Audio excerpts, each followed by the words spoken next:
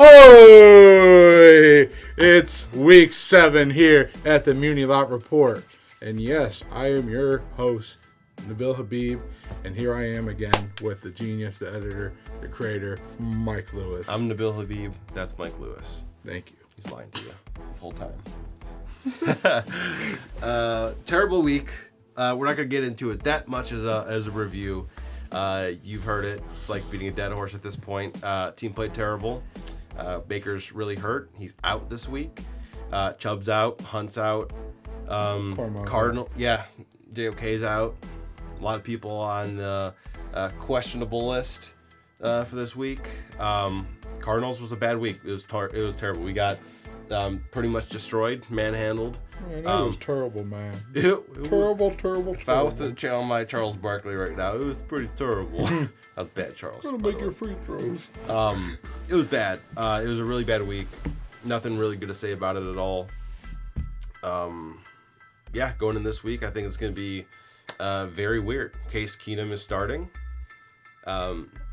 Dearness Johnson is starting. OBJ might not play. Landry probably won't play.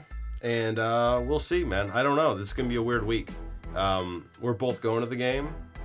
To the 30, 40 people that watch this, say hi if you see us. I don't know. Yeah, I mean, expectations are really weird right now. I don't really know how to feel about this week. It's just kind of like very weird. I don't know. Case Keenum looked bad in the preseason. We haven't seen much of Dearness. And, yeah, it's very, very weird. As much of a young player JOK is, he's going to be missed. I don't know how long he's going to be out for, but it's going to be some period of time. And I'm glad... I'm kind of glad we're sitting Baker because I think a full 2 weeks is going to really help. But, I mean, that thing is, like, fully torn now. So it's been fully torn since week 2. Yeah. He's been playing with a fully torn labrum since week 2. And that land, though, was like, you know what I mean? When Watt hit him and he just landed on that thing, I was like, oh, this dude's messed up. So, I think the best thing to say about this past week was, there's not much to talk about. And, it was a very bad game, bad play calling, bad play on both sides of the ball. But one of the greatest things about football is the next play. And, we go into a week 7 where we play a Denver team that's 3-3. They've had an easy breezy schedule. All the tougher teams that they've played, they've lost, and they lost by a pretty large margin. This past week for them was really rough as well against the Raiders. Yeah, and they're a great defensive team. Offensively, you got a questionable quarterback in Teddy Bridgewater who's playing with a bad foot right now. Yeah. He's still a good player, but on a bad foot as well. You don't know what you're gonna get out of him. The Broncos might even say, okay, this is our game. We're going to sit our starter just to, see whatever. I mean, because you got a young Drew Lock that's on the bench that could just as well do the job. I think going into this week, not having Baker, it's a good game to sit him because you got a big game the following week in the Steelers, and they're looking to, come after the quarterback, and having Baker out there without his bookend tackles would not be a great idea. That's the other Watt brother, because the Steelers solely won on their defense and him this past week. Yeah. But just focusing on this week, talking Case Keenum, I've heard this from a friend a couple times this week. He's the highest paid backup quarterback in the NFL. And, he's that for a reason. We haven't seen much of him, that's a good thing. You don't want to see your backup quarterback. But at the same time, this is a system that, that is literally built for him. He's been in this system for, double-digit years. He can get the job done. I know this is some time now, but in 2018, he was able to take that Minnesota Vikings team kind of in the same situation as us, kind of hit or miss defense, got weapons on offense, and took them to the NFC Championship. You had to fight the whole entire season to get them there. But I think the goal for him this week is you're not really asking much of him. You have him go out there and, if Odell and Jarvis are out there, make the easy throws. Take care of the football. You don't want to turn it over against this Denver team. Don't give them any extra opportunities. But you really need your guys to step up this week. If you get your tackles back, that's a great thing. But losing Chubb and Hunt in consecutive weeks is a real big blow. It's major. That's 80% of your offense right there. Yeah, literally, the two-headed monster has been defeated because they're both out, and we don't really know what to do. And your top passers out too. So right now you're going out there and saying that we can beat you with their hands cuffed behind our back, and you want to see them flourish, but they're fighting an uphill battle this week. But I think what you need is a big game out of your defense. Yeah. They've been very inconsistent this year. They have the talent to go out there and be a dominant defense, but it's more so, can they do it on a consistent basis? And really, this is the week that they need to step up, because if they can go out there and have Denver lay an egg, you make that game a winnable game for Case Keenum. It only takes 1 point to win a game. And it doesn't matter who your quarterback is. If you think back to week 3 when they went out and played Chicago, Baker did not have a great game. And the offense was kind of mediocre. The only spark you had was Kareem Hunt. But, the defense went out there and won the game. They flipped the field position. And that's what you want this week. You need the sacks. You need, you need to win on third down. Because just as much as, Von Miller might be coming after us, as he's been pretty vocal about this week, I think we're going to do the exact same thing. If we can get to Teddy Bridgewater, and I think if you compare Teddy Bridgewater to Case Keenum, if you look back, Case has the repertoire. He really does. He's a good quarterback. He's proven. Do I think he's a starting quarterback in the NFL current day? I don't. But I think he's serviceable, and I really think that he can get the job done if need be. And I think he's better than a hurt Baker Mayfield at this point. Right. Unfortunately to say, but I think Baker, he's just not himself. He's not the It Baker. almost seems like he's rattled right now with that injury. Look at Baker week 1.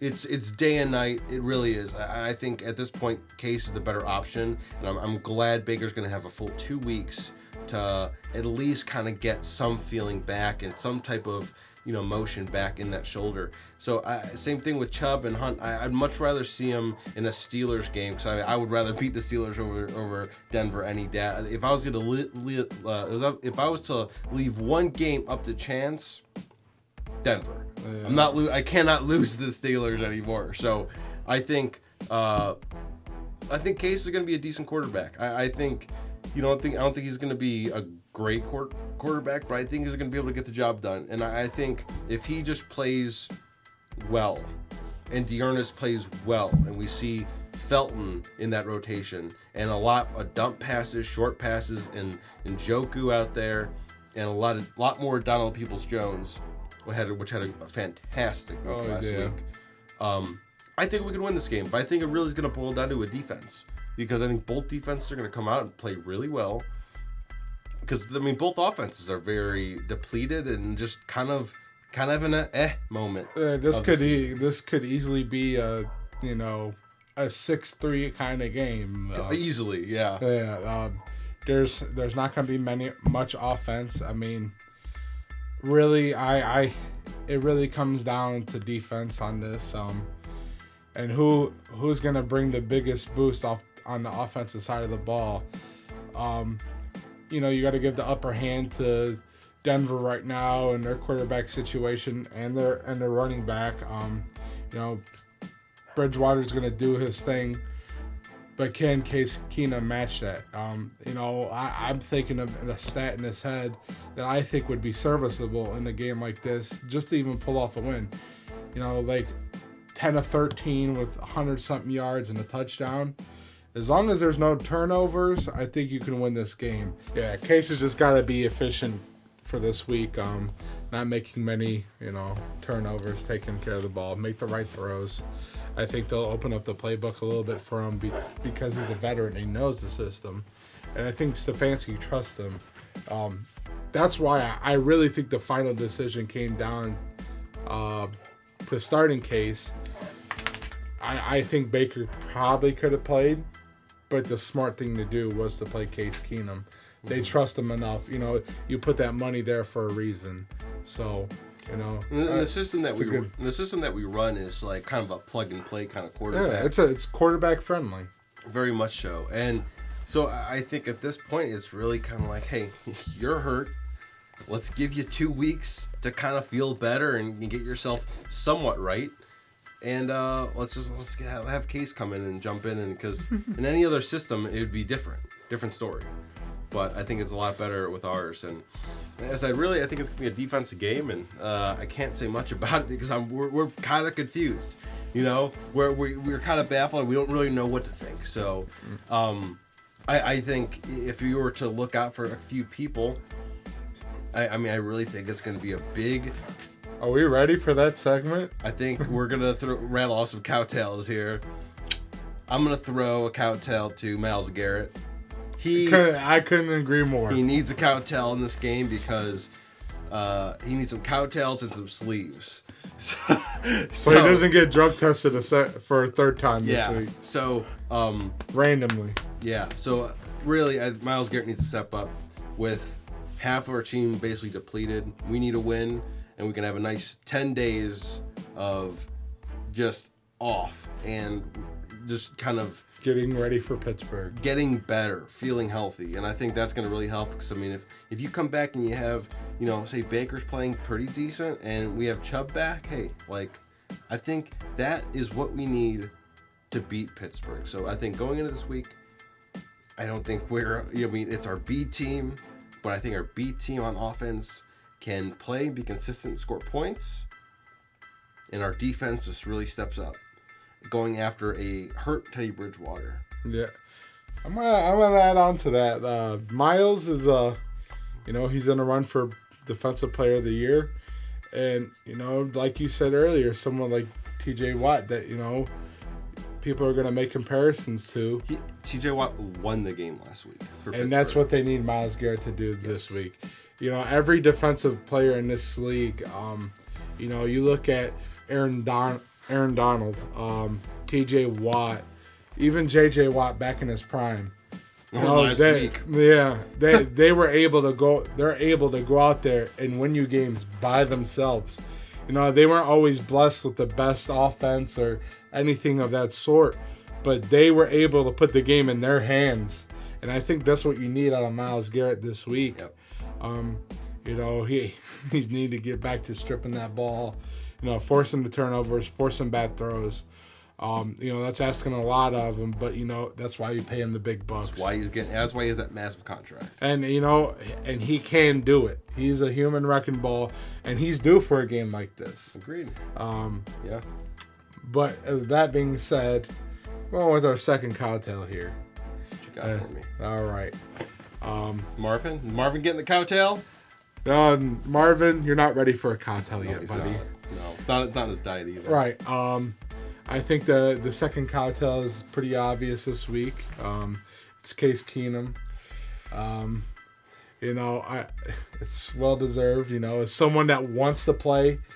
Maybe we'll give him the boost as well. Right. He might need the boost in the cowtail. Yeah, give that a lot of sugar and whatever else cowtails are made of. Caramel. Yeah. And cream. You a caramel person or a caramel person? I like caramel. Okay. Interesting. Yeah. But, he really needs to come out and just, manage this game. But could you imagine if he balls out? How crazy would that be? What if Odell plays and he's just slinging the rock to him? And I feel like this is a nightmare situation. Yeah, very much so. I'd be terrified to see if he came out and just pulled out. Because it's going to be nonstop. Oh, Baker can't connect with Odell. Well, you didn't invest. You invest more into Baker than you did into Odell. So before you go there, you don't need Odell to win, and we've seen that before. We won 11 games last year without Odell, and we've won 2 this year. One without Odell this year. So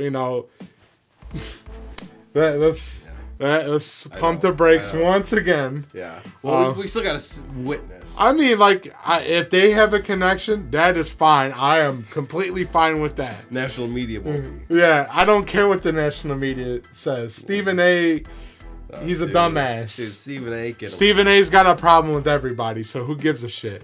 It's terrible, by the way. I'm sorry he's not watching this, but you know what? Stephen A. is awful. You ever dude, when he commentated the UFC, oh my god, my mind exploded. Awful. He's terrible. We can do a whole hour on how much we don't like Stephen A. But maybe we will eventually. So Myles Garrett cowtail, Case Keenum cowtail, third cowtail. What you got? Okay, this might be the corniest cowtail I'm ever gonna give out. Okay, it's gonna be the fans. Oh boy. This Thursday Night Football, we're playing somewhat of a rival for those old school Browns fans out there. Them Elway days, huh? Don't say that name on this show, sir. I'm sure, you go back and they're showing the old highlights of those games, and those Browns fans are just hurting deep down inside. I'm hurting thinking still shedding a tear.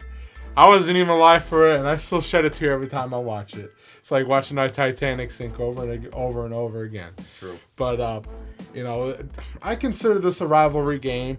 Both teams coming to 3-3. Both of them are not in the best situation. The Browns really need this game. Yeah, I feel like they really want to pull this out for their leaders. We can't lose 3 in a row. This atmosphere, every game's been super loud. Every game until the Cardinals. You hear it on TV. Yeah. It's nuts. You go in the stadium, it hurts your ears.